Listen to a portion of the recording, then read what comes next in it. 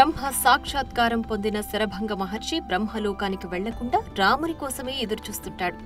తన తపస్సు పుణ్యాన్ని సాక్షాత్తు విష్ణుమూర్తి అవతారమైన రామునికి సమర్పించి వారిని సుతీక్ష మహర్షి వద్దకు వెళ్లమని చెబుతాడు. తరువాత శరభంగుడు యోగశక్తితో అగ్నిని రగిలించి అందులో భస్మమై బ్రహ్మలోకం చేరుకుంటాడు.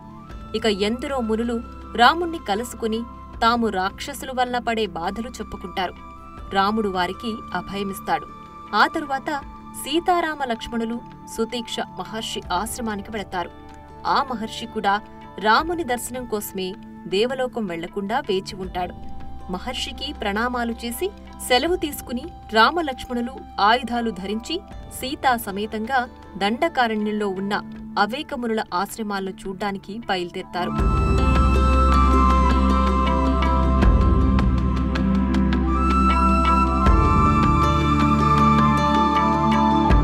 అయితే ఆయుధదారులైన రామలక్ష్మణులకు సీత తన మనసులోని మాట చెబుతుంది. మునిధర్మం దృష్ట్యా అసత్య వాక్యం, పరస్త్రీ గమనం, అకారణ హింస అనే 3 అనుచిత ప్రవర్తనలు తపోదీక్షకు భంగం చేసే అవకాశముంది. కనుక ఆర్తులను కాపాడడానికి మాత్రమే శస్త్రాలను వాడుతూ అవసరం లేని సమయంలో అరణ్యాలకు తగినట్లు మునివృత్తి అవలంబించాలని అంటుంది. కాగా సీత మాటలను రాముడు ప్రశంసించి ఆర్తులై తనను శరణుజొచ్చిన మునుల రక్షణ కోసమే ఆయుధ ప్రయోగం చేస్తానని చెబుతాడు.